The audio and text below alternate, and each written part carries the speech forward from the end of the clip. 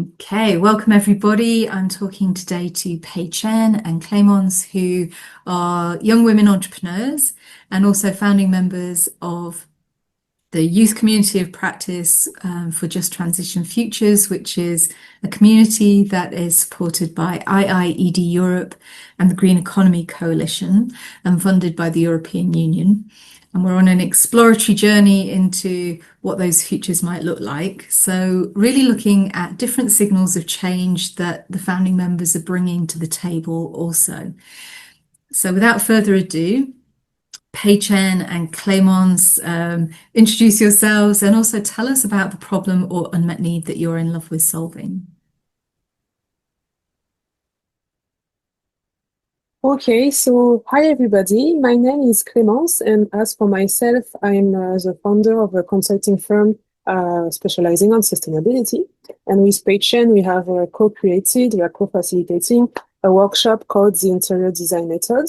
And like why we did create it and how do we link it to the problem we're in love with is really because from our observations, like sustainability, I think there's like a need to raise awareness on the topic, because today the topic is really like a top to down approach, and also really it's really like siloed. So we do believe with Pei-Chen that the topic should be really like communicative and like really a community, not top to down, if we really want it to work and really want it to have like a real effect and to really change society.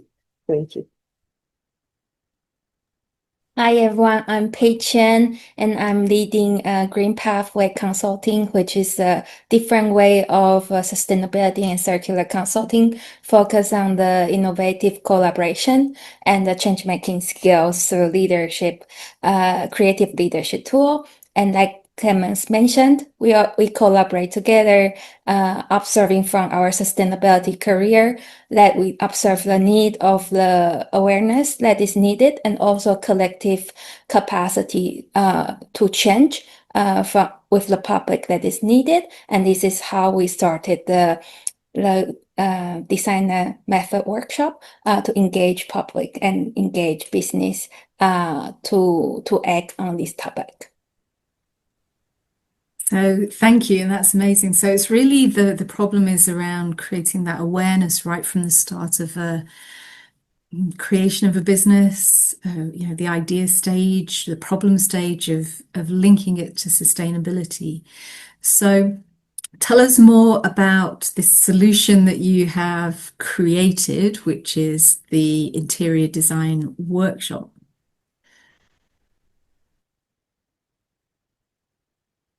So yeah, like basically it's like all started from a conversation that we had with someone from a network who spoke about sustainability, and this person never mentioned a regulation and all these like topics that we see when we look at the news. It was really from a different perspective, a perspective around dialogue about communication, and that's what made us think, what if we adopted, like we thought about it from another lens basically, and really creating a safe space, a dialogue, because also what we have noticed is like in the workspace today, we have like Gen Z that is going to come in a few years, like to be in like the working space basically, and they have their own views on sustainability and maybe very skeptical on some initiative that might be like that might look like greenwashing, and like on the other side you have like the more like maybe like senior staff. We have like another vision of sustainability, maybe more practical. So if companies really want these sustainability strategies to work, it's like really by building first, as Pei-Chen was saying, that is capacity building framework, where like you have like all this generation who are at the same level talking about the topic and exploring.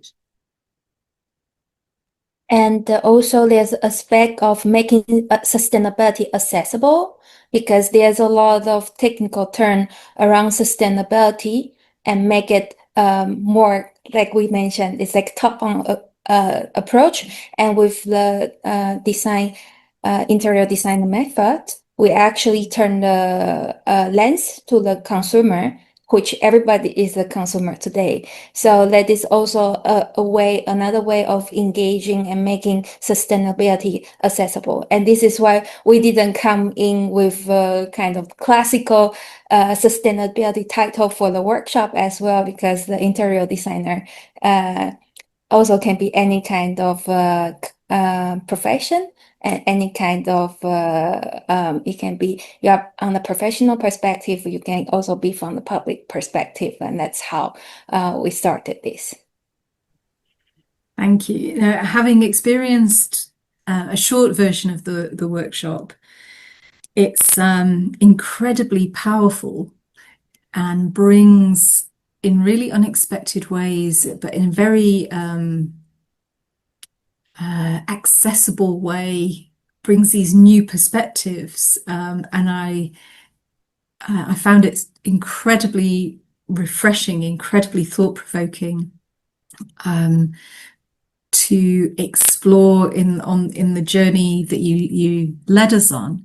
So, how do you envisage this workshop as a tangible signal of change, which is enabling, facilitating different behaviors, different opinions, different beliefs? How do you envisage that this is a signal of change in the present? It can shape just transition futures. I'd love to know your thoughts on that. I would say, like, from our observations, like what we notice is like actually people are very interested on the topic, but because, you know, when you look at the media, it's like very political, very technical, and then you're like, maybe I'm not up to it, so maybe it's not for me. And so what we do realize with this workshop is that people are actually willing to have a conversation, but they really don't know where to start. So basically, with this workshop, we're really providing a safe space, a space where people can all come with a different perspective, because we all have different experiences. We live in different countries, and even like by profession, when you put in the same room someone from legal, for instance, and someone from communication or from accounting, like they all have different visions of sustainability on what it is. And this is like the only way that the conversation will be like improved and will move on for the future. It's like really from a grounded space, like you said last time, you start to imagine like a better future. Yeah, and it's also creating a narrative differently around sustainability. Like you mentioned, it's like a thought-provoking, and this is why we don't want to impose any already set framework in the conversation, and it's yeah, we actually just like Clemence also mentioned, it can be multi-stakeholder, which is like so important to make it actually it's the way how we can move further on when everybody's on board on this. So it's not one person who is entitled in sustainability can do all. It's actually everybody is togetherness. It's also the part that we can bring. Yeah, it feels very affecting this tangible shift into a whole different mindset and really a different lens that we look through. So with that in mind, let's say we wake up on this day in 2035, so in 10 years' time, because of all of these workshops that you're going to run, and what is the preferred just transition future that you want to create? What will the world look like in 2035? Maybe what different workshop would you be running then?